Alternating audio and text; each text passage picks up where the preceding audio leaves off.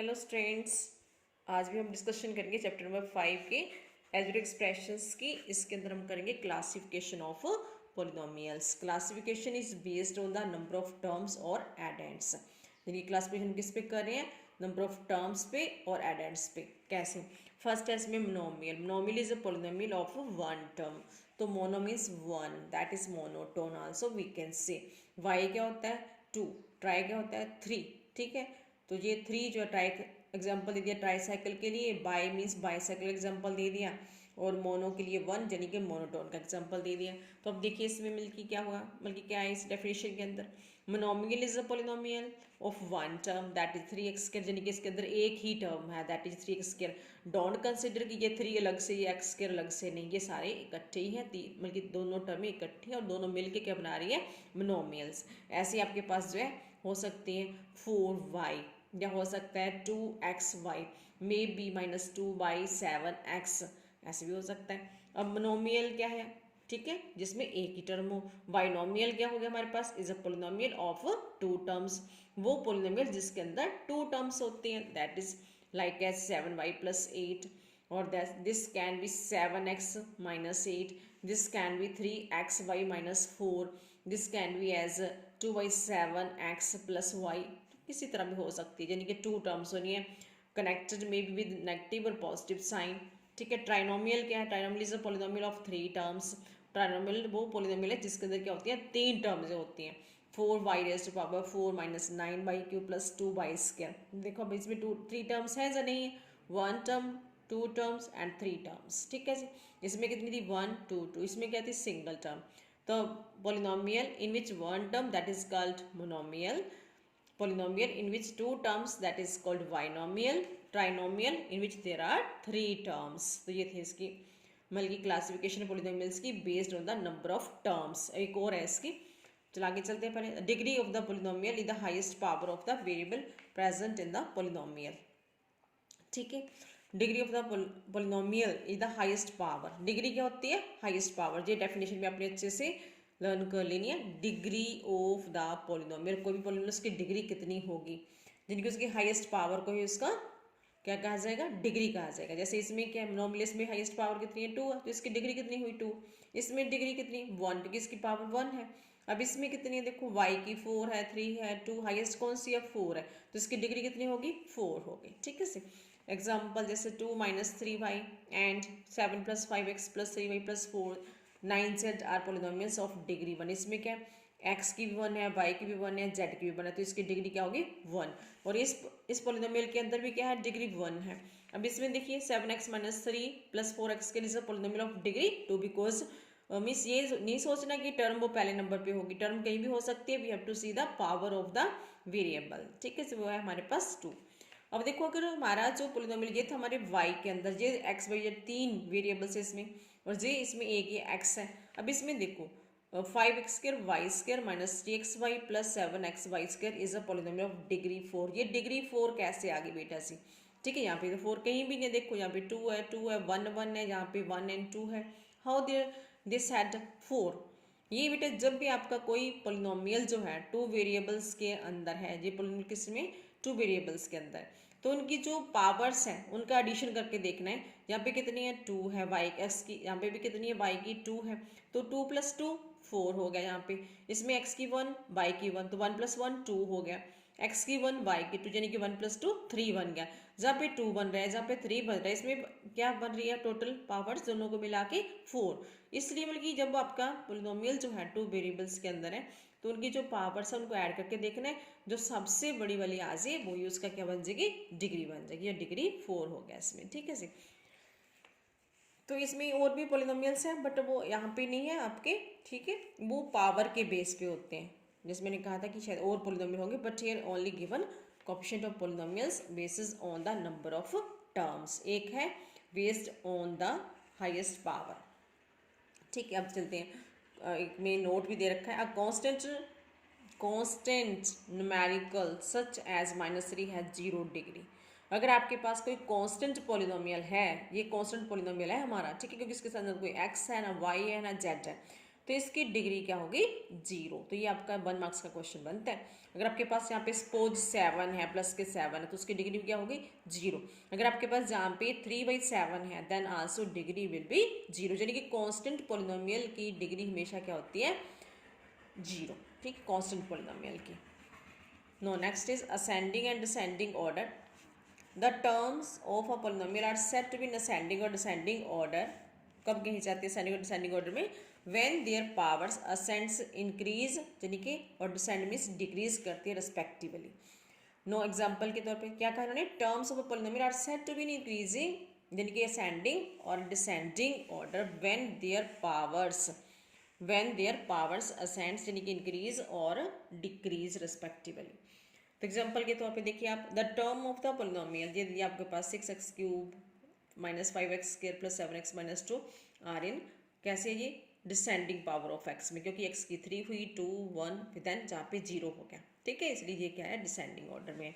Terms of the polynomial 8 minus x plus 7x² plus x³। अब क्या हो रहा है ये देखिए यहाँ से असेंडिंग ऑर्डर में, यहाँ पे 0 है, फिर 1 पावर आई, फिर 2 आई, फिर 3 आई, अरे ना असेंडिंग पावर ऑफ x। ये है असेंडिंग और डिसेंडिंग ऑर्डर। ठीक है, for the algebraic expressions means for the polynomials कैसे होते हैं। Addition subtraction of the polynomial कैसे करते हैं हम, ऐड कैसे करते हैं, सब्ट्रैक्ट कैसे करते हैं, मतलब कि in which conditions be add और in which conditions be subtract. Only the like terms like 3x 5x can be added और सब्ट्रैक्टेड। मीन्स जिनके लिटिल फैक्टर्स सेम है उन्हीं टर्म्स को ऐड और सब्ट्रैक्ट किया जा सकता है। Only like terms. ठीक है, एग्जांपल दे दिया उन्होंने, only like terms can be added और सब्ट्रैक्टेड। फिर एग्जांपल दे दिया उन्होंने कि 3x जैसे और 5x इनको ऐड भी कर सकते हैं, सब्ट्रैक्ट भी कर सकते हैं। अनलाइक टर्म्स कैसे? x² y can not be added और कैन नॉट बी सब्ट्रैक्टेड। तो मीन्स लाइक टर्म्स को ऐड भी किया जा सकता है, सब्ट्रैक्ट भी किया जा सकता है, बट अनलाइक टर्म्स को ना तो ऐड किया जा सकता है ना ही उनको सब्ट्रैक्ट किया जा सकता है। सो टू ऐड और subtract polynomials combine the like terms. जब भी आपने ऐड या सब्ट्रैक्ट करने हैं तो आपको सबसे पहले क्या करना है, लाइक टर्म्स को इकट्ठा करना है। ठीक है, then you have to add और सब्ट्रैक्ट। अब इसके लिए एग्जांपल भी देख सकते हैं, 7x³ plus 8x² plus 5x³। जिसके लिए क्या पहले आइडेंटिफाई करो लाइक टर्म्स का प्रोसीजर है। तो लाइक टर्म्स कौन सी है? जिनके लिटिल फैक्टर्स सेम है, जैसे यहाँ पे x³ है, ये भी x³ है, यानी कि फर्स्ट एंड लास्ट टर्म्स ये लाइक टर्म्स है। इनको क्या करो, arrange terms so that like terms are together, यानी कि लाइक टर्म्स को इकट्ठा कर लो। मीन्स 7x³ और 5x³ को भी जहाँ ले आओ, बट विद साइन लेके आना, जहाँ पे प्लस है तो प्लस ही लेके आएंगे, और 8x³ को पीछे कर दो। जी ऑर्डर कौन सा हो गया? डिसेंडिंग होगा, क्योंकि क्यूब है फिर स्क्वायर है, यानी कि 3 पावर फिर 2 आ गई। अब नो वी कैन ऐड, अब क्या इन्होंने कंबाइन लाइक टर्म्स कर लिया।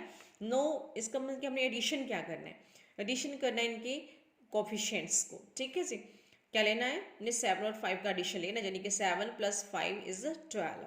तो x³ एज इट रहेगा, हमने कोफिशिएंट्स को ही ऐड और सब्ट्रैक्ट करना होता है, यानी कि 7 + 5 12x³ प्लस 8x²। तो ये लाइक टर्म्स से इनको इकट्ठा करके हमने ऐड कर लिया। सेम आपके पास एग्जाम्पल आ जाए, अगर -2x² plus 8 plus 9x² plus 15। अब इसमें आप नेगेटिव पॉजिटिव साइन करके आप इसको अनलाइक नहीं बोल देंगे, सीधा x² here is also x²। इनको इकट्ठे कर लीजिए, -2x² प्लस 9x² और कांस्टेंट भी ले लो, प्लस 8 यहाँ से 15 उठा लीजिए, हो गया +8 + 15, ये भी लाइक टर्म्स है, यानी कि कांस्टेंट है दोनों। नो अब जहाँ पे आप ऐड ही करेंगे नहीं, क्योंकि यहाँ पे -2 है, यहाँ पे +9 है, तो +9 - 2 क्या बन जाएगा 7x² जो भी पावर है वही आ सकती है, यहाँ पे स्क्वायर तो स्क्वायर आ गया, प्लस इन दोनों को भी ऐड कर दें, क्योंकि जहाँ पे दोनों के साथ क्या है प्लस का साइन है, जहाँ पे एक नेगेटिव एक पॉजिटिव था तो माइनस हो गया, जहाँ पे दोनों क्या हो गए ऐड हो गए। तो क्या बन गया हमारे पास 7x² प्लस 23, ये था इसका एडिशन। ठीक है, और सब्ट्रैक्शन भी इसी में आ गया। ठीक है, वैसे ही आपके क्वेश्चन जो है बल्कि आपने करने हैं। और एडिंग और सब्ट्रैक्टिंग पॉलिनोमियल्स का क्या हमारे पास 2 वेज है। एक है वर्टिकल फॉर्म, वर्टिकल होता है जैसे हम खड़े होते हैं वर्टिकल फॉर्म में, बल्कि एक टर्म के नीचे दूसरी टर्म्स को लिखना है। और एडिशन के लिए लाइक टर्म्स बल्कि हमने एक कॉलम में रखनी होती है, जैसे ये यहाँ पे x² दोनों इकट्ठे कर लिए, और 11x - 6x ये भी हमने एक लाइक टर्म से इकट्ठे कर लिए, कांस्टेंट को बल्कि एक कॉलम में लिख दिया। और दूसरा हॉरिजॉन्टल फॉर्म होता है इसका, हॉरिजॉन्टल मीन्स एक लाइन में लिख के ऐड करना, यानी कि पहला पॉलिनोमियल लिख लिया, फिर दूसरा लिख लिया, बीच में प्लस का साइन डाल दिया। अब ये ब्रैकेट मतलब कि आप क्या करेंगे, अब यहाँ पे ब्रैकेट तो नहीं खोली है, नो प्रॉब्लम, खोल भी सकते हैं हम। अब लाइक टर्म्स को इकट्ठा कर लिया, 7x² प्लस 3x² को इकट्ठा ब्रैकेट में बंद कर दिया, ये प्लस 11x, ठीक है, और ये माइनस 6x है, इनको भी एक टर्म में बल्कि हमने कंबाइन कर लिया। और यहाँ पे ये ध्यान रखना है, अगर यहाँ पे प्लस लिया बाहर आपने तो आपके साइन सेम रह जाएगी, यानी कि अब ये 11 किसका प्लस का, ये -6 एज इट आ जाएगा, प्लस जहाँ से बाहर लिया और 8 - 7 हो गया। अब इसका 7 + 3 क्या बन गया 10, 11 - 6 क्या बन गया 5, और 8 - 1 क्या हो गया 7। और जो वेरिएबल्स है वो एज इट ही आ जाएंगे आपके। यहाँ पे भी ऐसे आंसर आया, देखो 7 + 3 10, प्लस 11 - 6 प्लस के 5 आ जाएंगे, 8 - 7 1 आ गया। तो ये था बल्कि अब इसके लिए आप थोड़ा सा ध्यान दे दें, तो बल्कि स्पेशल जो नोट यहाँ पे बनाया हुआ है इन्होंने बॉक्स के अंदर, sign of terms within bracket in changed from +2 minus and from -2 plus, identify like terms and group them together। अब इनके कहने के बाद क्या, sign of terms within the bracket is changed from +2 minus. अब जब आप बाहर प्लस रखेंगे तो सेम साइन आ जाएंगे, कहने के बाद जे इनका, अगर आप माइनस रखेंगे तो आपके साइन जो है वो चेंज हो जाएंगे। तो ये था आपके मिलकर कंडीशंस। चैप्टर को करने से पहले इसकी डेफिनेशंस, जो स्पेशल कंडीशन थी, that all explain to you. अब हम इसका करेंगे एक्सरसाइज, यानी कि सेल्फ प्रैक्टिस 5th A का क्वेश्चन फर्स्ट ही करेंगे आज के लिए इस वीडियो के अंदर। तो यहाँ से देखिए ध्यान से, क्या है answer, whether each of the following expression is a polynomial और नॉट। आपको आंसर करना है कि फॉलोइंग एक्सप्रेशंस पोलिनोमियल हैं या नहीं है। अब अपनी डेफिनेशन रीड किए तो on the basis of that you can give the answer. अब जैसे हमारा पहला ए पार्ट है इसका, 5x² - 6 + 1, जे पोलिनोमियल है, ठीक है। अब जे √x आ गया, because of this will not be a polynomial. आगे देखिए ध्यान से, √3x³ x³ के ऊपर जो है आपका रूट नहीं है, तो ये हमारे पास पोलिनोमियल है। नंबर पे आपके जो है रूट हो सकता है, इसके रूट का सिंबल हो सकता है। डी पार्ट क्या है आपका, पोलिनोमियल नहीं है, बिकॉज इन दिस m जो है इसमें पावर कितनी है, नेगेटिव है, ठीक है, वो भी -1 है, तो ये पोलिनोमियल नहीं है। 5x ये कौन सा है, मोनोमियल है, ठीक है, और इसकी डिग्री 1 है, ये भी देखिए मोनोमियल भी है, मैंने एक और डेफिनेशन साथ में ऐड कर दी, means overall I want to say this a polynomial, ठीक है से। और नेक्स्ट इज 59, ये है हमारा कांस्टेंट पोलिनोमियल, ठीक है ये भी पोलिनोमियल है, कांस्टेंट पोलिनोमियल है, और इसकी डिग्री क्या होगी 0। जो आप डेफिनेशन को हम इम्प्लीमेंट कर सकते हैं। x/2 + 3, जब x की पावर जो है x ऊपर ही है, न्यूमिनेटर में ही है, यानी कि x आपका डिनोमिनेटर में नहीं होना चाहिए, तो ये भी क्या हमारा पोलिनोमियल है। एच पार्ट में देखिए ध्यान से, 9/x, because of this term, आगे तो -2x² + 13 है, there no problem, because of this x, क्योंकि ये आ गया डिनोमिनेटर में, यानी कि इसकी पावर होगी -1, तो इसलिए ये पोलिनोमियल नहीं होगा। आई पार्ट में भी क्या है, 3/2x + 1, इसमें भी x की पावर क्या नेगेटिव है, ये भी हमारे पास क्या है पोलिनोमियल नहीं है। πx² - 2, इसमें x की पावर 2 है, डिनोमिनेटर में कोई टर्म नहीं है, ना इसके ऊपर रूट है, तो ये भी पोलिनोमियल है। Then how to write on your notebook, please once I want to show, और then you have to do all these parts yourself on your notebook. How to write, जैसे मैंने ए पार्ट लिया आपका, no I am going to explain to a part of this, ठीक है। What is there, topic तो हमने वहाँ से भी पढ़ लिया। Answer whether each of the following expressions is a polynomial और नॉट। जैसे पहला था 5x² - 6 + 1, मैंने कहा ये पोलिनोमियल है, तो कैसे लिखना आपने, इट इज़ अ पोलिनोमियल। क्यों पोलिनोमियल है, because each term containing non negative integral exponents only and variable is x, ये मैंने अपने पास से ऐड कर दिया, वैसे पूछा नहीं है, वैसे आपको समझाने के लिए पूरी तरह से मैंने वेरिएबल भी शो कर दिया।